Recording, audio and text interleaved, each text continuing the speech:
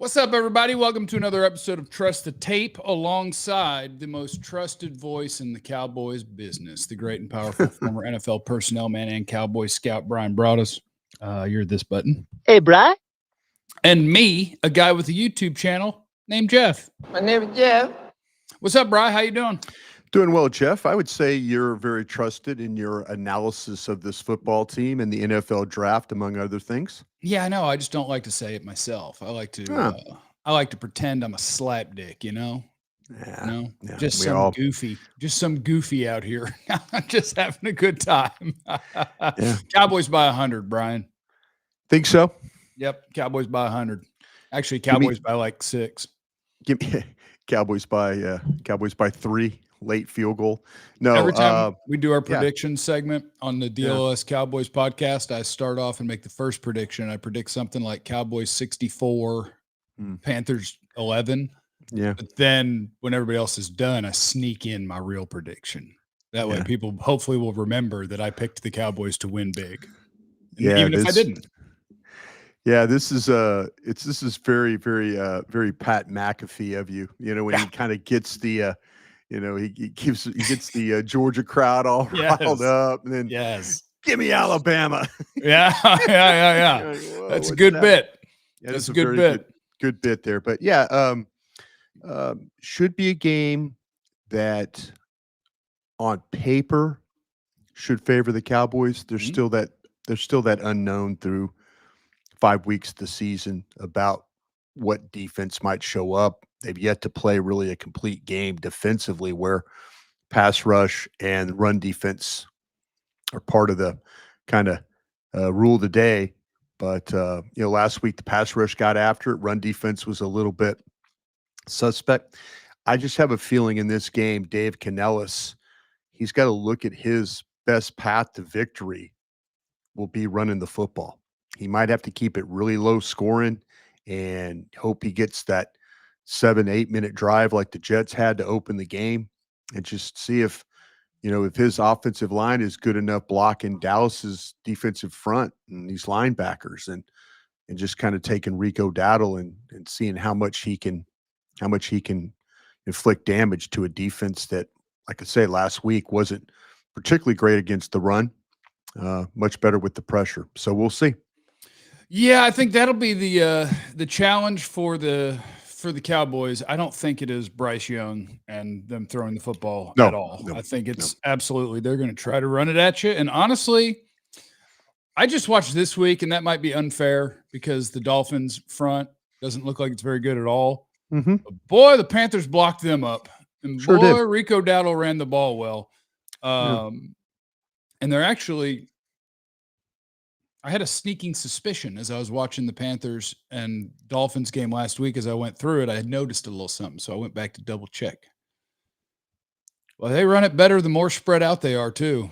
If they once they put a second tight end on the field and clog it up, I think it's worse for Rico. I think it's worse for their blocking.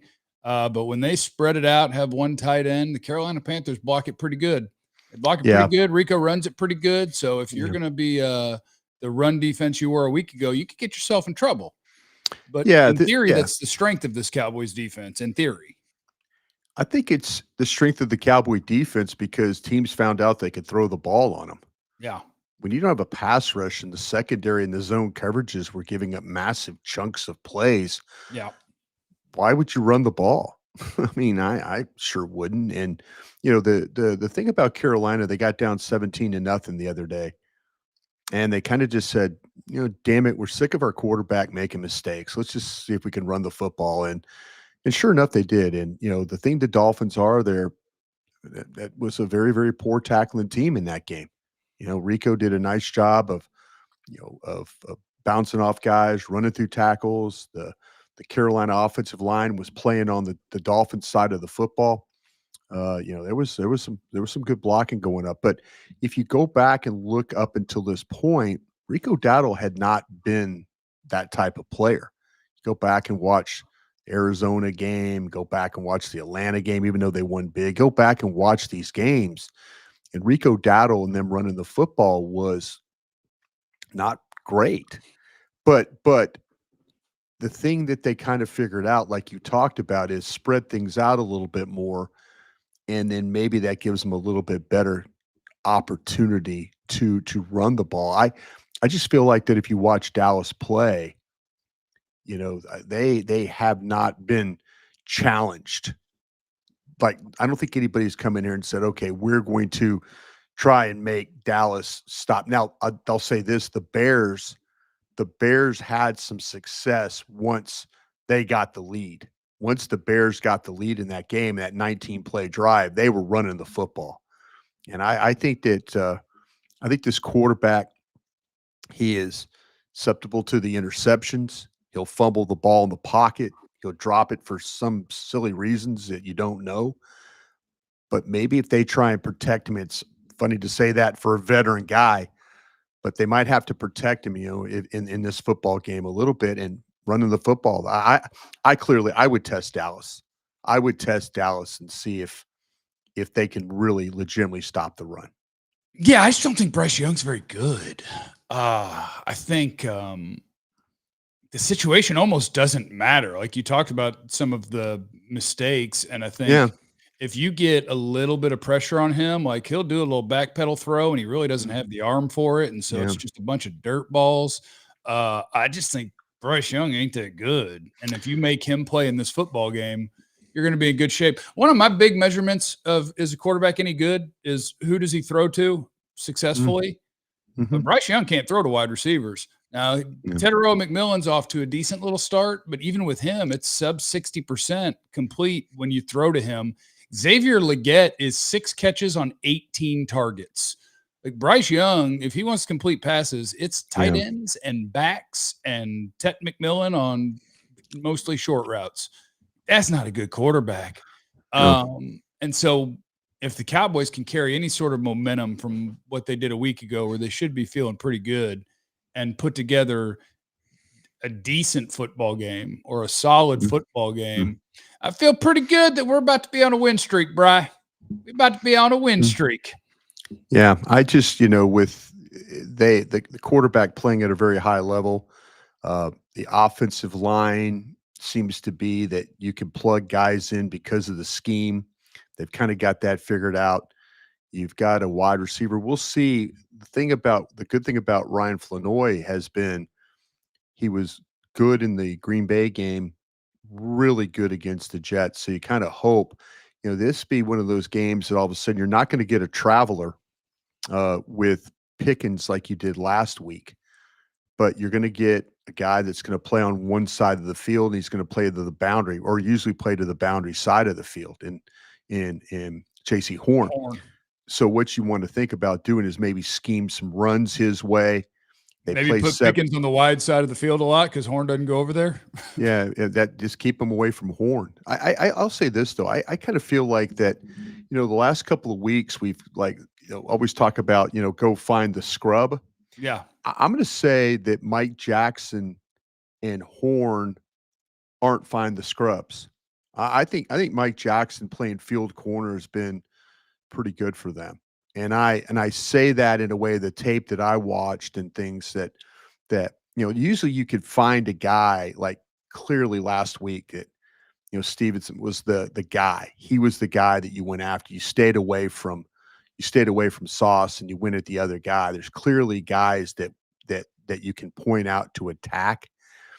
And this group might be a little different. They just don't rush the passer particularly well. This team has had a history of some really great pass rushers. If you go through it, all the way back to like Kevin Green when we played him in the Super Bowl and way back in the day.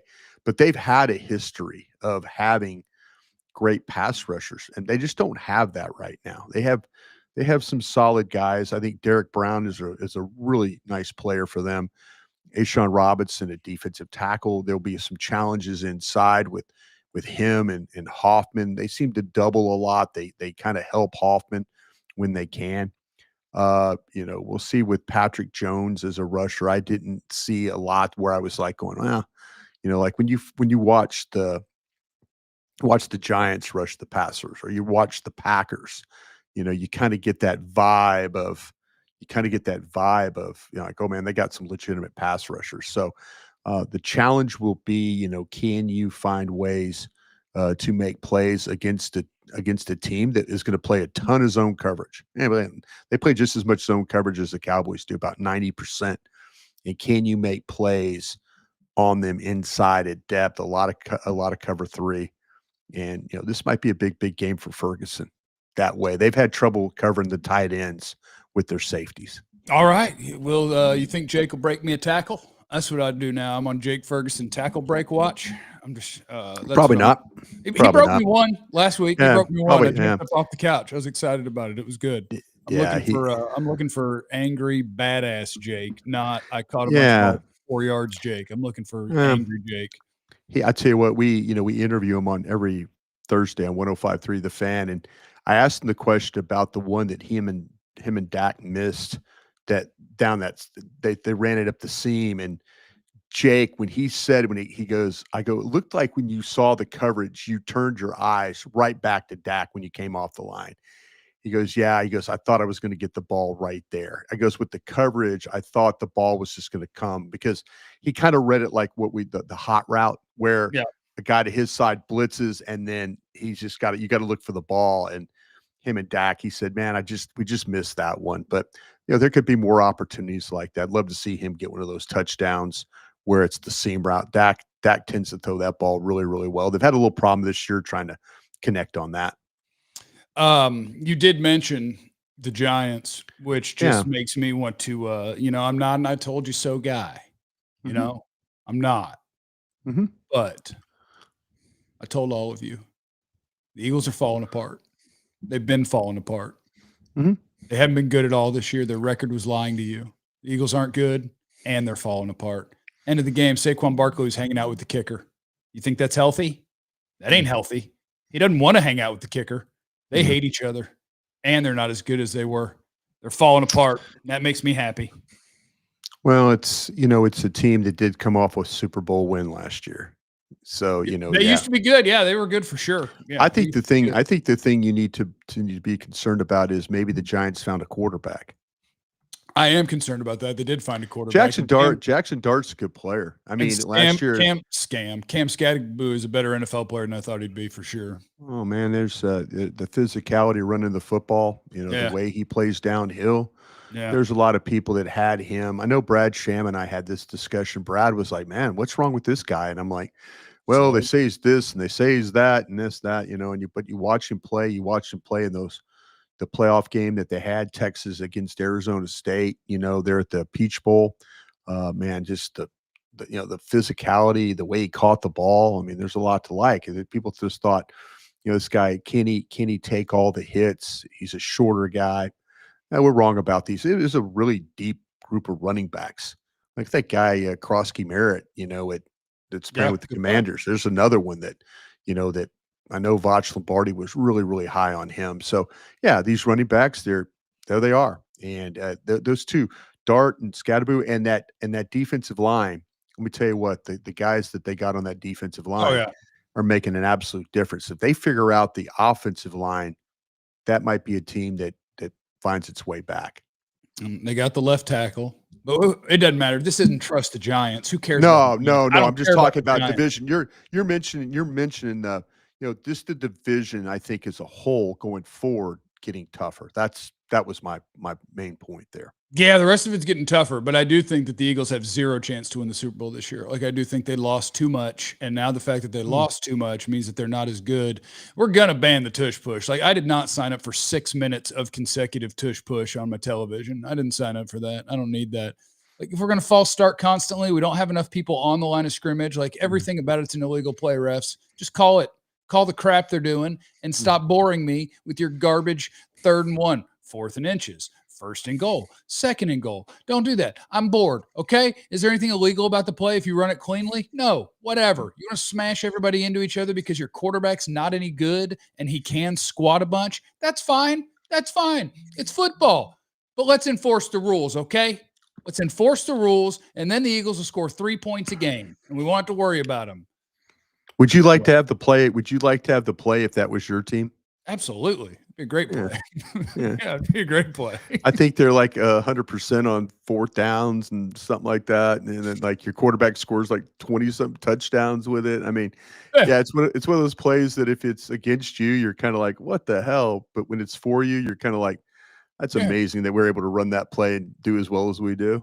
Jalen Hurts going to end up going to the Hall of Fame. He's going to have at least one Super Bowl ring, and he's going to have 70 rushing touchdowns, all from a foot away. And people are going to look at that and be like, I don't know, it looks like a Hall of Famer, doesn't it? And I'm like, did you guys ever watch him? He's not good at the sport.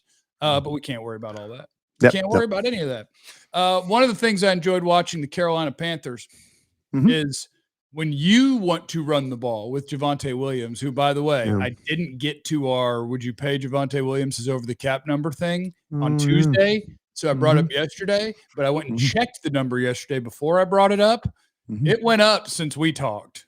So it's not 10.7 anymore. It's over 13. Over the cap said his market value is over 13 million for Javonte Williams, but that's not what I wanted to talk about. I want to talk about that. Just don't do it at 13. Tell me 10.7. If we continue on the path that we're on, yeah. Because here's the thing, and this hurt me to say yesterday. Yeah.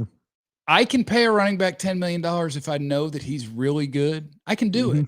And the reason I can do it is because it's just gone far enough in the direction of running backs not getting paid that the salary cap is going to be over 300 million. So you're talking, what percent of the cap is 10 out of 100 would be 10%. So then that would be out of 200 would be 5%. You go one more time. Was that 3.3% of the salary cap to a really good player? Sure. I don't care. That's fine. Yeah, keep talking. I'm about to look something up, but go ahead. Just keep talking about this. 10 million is nothing. It's nothing. Am I still a firm believer that if you don't have a unique and very special player that I can get that job mostly done for cheap? Yeah. But the Cowboys could also screw it up. They could sign another 70-year-old.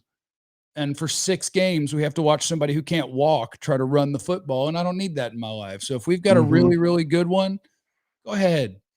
$10 million is nothing. It's nothing. Trayvon Diggs gets damn near twice that. Ron Bland gets that and a half. Okay? Yeah, sure. I don't care. Be the team that goes against the grain. Say, okay, we're going to pay the spots that you guys don't want to pay. Screw it. I'm ready. I'm ready for you here. Something. I'm going to ask you this question now because I got to look it up. Come on. Does this scheme remind you of anything that Mike Shanahan did at Denver? I don't know, Bryan. I'm not that old. I mean, I guess that was what in the late 90s he was still in the 90s. Terrell Davis. I don't know. I remember Terrell Davis was good when I was 13. I didn't know their scheme. Give me a little latitude here. Okay. Terrell Davis, Clinton Portis, Mike Anderson, Otis something, Alandis Gary, Reuben Drones, Tatum Bell, Alfred Morris. Okay. All backs that rushed for 1,000 yards during the Mike Shanahan administration. And I bring this up. Is it the scheme or is it the back? So I am a firm believer that, like, if Rico Dowdle was still here, he would be doing quite well. I don't know if he'd be getting 5.7 a carry. Maybe it's 5.4. But yeah, no, I think the secret to this offense so far this season, and I don't want to take anything away from Dak or any of the guys who have been here because they've had a bunch of top 5 offenses before. But the difference in how effective they are running the ball and how much they get to, and quarterbacks help that too. You're right about that. Play action. Yeah, I think it's Clayton Adams and Brian Schottenheimer. Yeah. I am even more confident. Don't forget Coach Riley there. Coach Riley's coaching him up a little bit. Yeah. That's fine. I'm not as familiar with his fine work. Okay. No, he's doing some fine work. I'm familiar with the fact that Clayton Adams left Arizona and now they suck at running the ball. Well, James Conner got hurt too. Don't go overboard on that one. Sorry, aren't you trying to talk me into it's the scheme and not the player? And now you're going to complain about the player who got hurt? I think the quarterback helps you a ton. in this thing. I think they help the quarterback a ton. It's a perfect marriage. I'm going to offer that the people who want to argue that you could plug running backs in, that's your argument.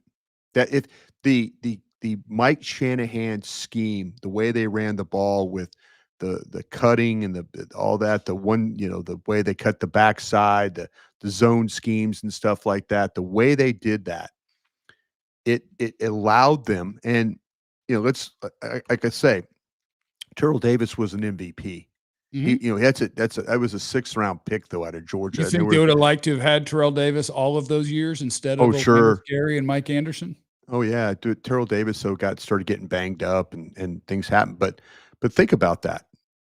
Think about that is, to me, this is where if you could get the coach and you could get the offensive line, Sure. that maybe you could plug in Mike Anderson, Orlando Gary, Reuben Drones, Tatum Bell, Alfred Morris.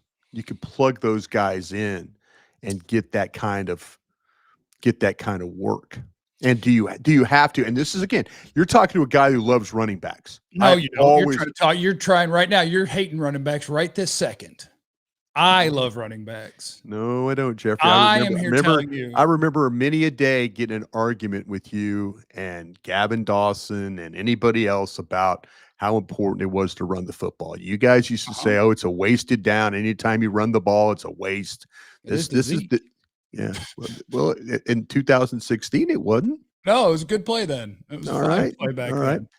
But I enjoyed 3rd and long for Dak. Yeah, I wonder if you're building a scheme here. And then if you get, when you got young linemen like Smith and Booker and BB and Guyton, those kinds of guys, are you building a scheme with your quarterback and your coach and all that, and that maybe you can plug in a running back, that you can plug in, that you don't have to pay a guy $13 million. You heard it here first, ladies and gentlemen. Jeff, running back guy. Bryan, running back hater, says they don't matter. Said it right to you. I grew up in an era where there were great running backs. I have the utmost respect.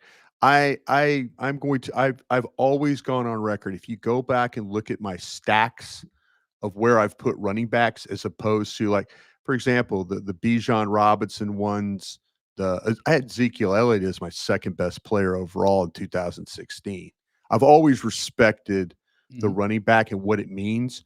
But to the people who want to take the argument and looking at the Dallas Cowboys, is it really the running back, or is it they figured out a scheme that works with their quarterback and works with their offensive lineman? Yeah, and I mean, all that is, Bryan, is you catching up to what I've been trying to tell you for about a decade. Like, you can look at anytime you run the ball on 1st down, it's a wasted down. No. The worst running play is after an incompletion, running 2nd down, 2nd and 10. No, I think I remember. For an incompletion, we better run the ball. I remember an era where, when I was first starting to do radio with you, it was any 1st down run is a wasted down. Oh, early down passing is good. Yeah.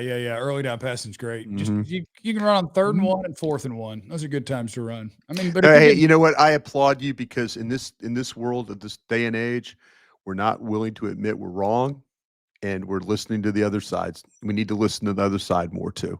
Need to have some dialogue there. It doesn't need to be just totally dug in on this running back opinion. And this time we just decided to completely flip.